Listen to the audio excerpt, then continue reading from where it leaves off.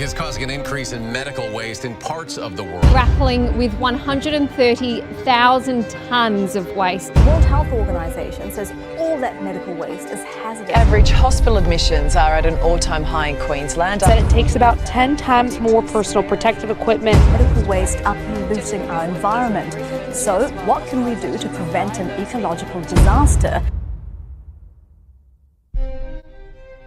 New South Wales health institutions strive to improve and protect public health.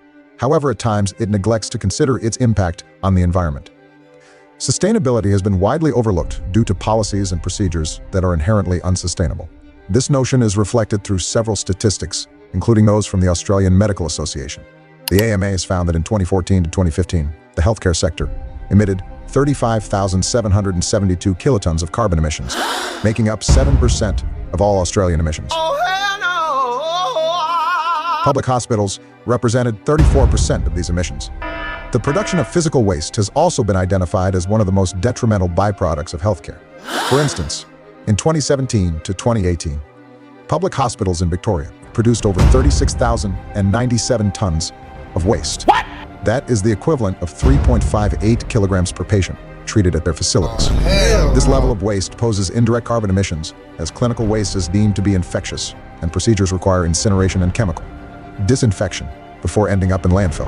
These statistics demonstrate the need to address sustainability within hospitals and evokes the question of, how can we deliver optimal patient care while reducing our environmental impact? Due to infection control measures, healthcare practitioners often have to don protective personal equipment, also known as PPE, to prevent the spread of contagious infections. Oh, right. However, this single-use PPE has been overloading landfills and the environment due to the lack of proper use and disposal of these PPE. Hell no. Half a year of PPE use could generate over 478 tons of CO2 emissions. So here are some steps to use PPEs in the most sustainable way possible and prevent wasting them. Oh, right. Rationalize PPEs. This includes only using the PPE when there needs to be a high level of infection control and align strictly to infection control guidelines. Gotcha. In addition, double-check that the patient has consented to treatment. This can be done before entering the contaminated room and donning PPE to prevent any wasting. Utilize telehealth measures such as video calls, phone calls to contact the patient inside the room to gain consent. Reusable PPE options. When possible, switch to reusable PPE such as washable gowns and face shields that allows it to be sterilized and reused. Use fit testing and proper sizing. Ensure that the PPE donned fits you well to prevent and reduce the need for discarding improperly fit or uncomfortable items.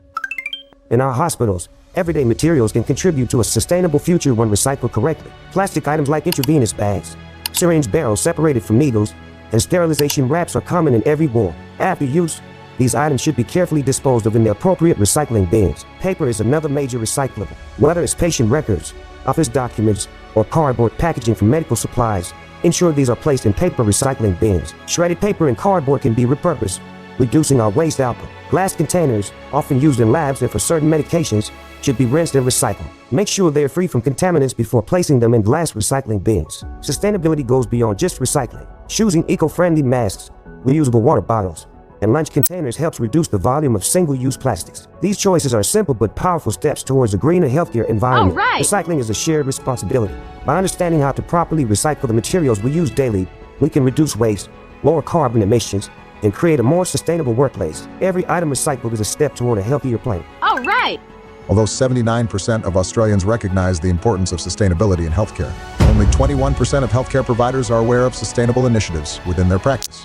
What? To bridge this gap, healthcare institutions can implement monthly multidisciplinary meetings within each ward to monitor waste production, set achievable goals to reduce emissions, and educate staff on proper waste segregation according to established guidelines. Gotcha. Additionally, staying informed about sustainable alternatives, such as prescribing Ventolin Accuhaler instead of the Ventolin Evohaler, are simple yet impactful steps toward reducing our carbon footprint. Oh, right. New South Wales health institutions face a significant environmental impact, with the healthcare sector contributing 7% of Australia's carbon emissions and public hospitals producing over 36,097 tons of waste annually.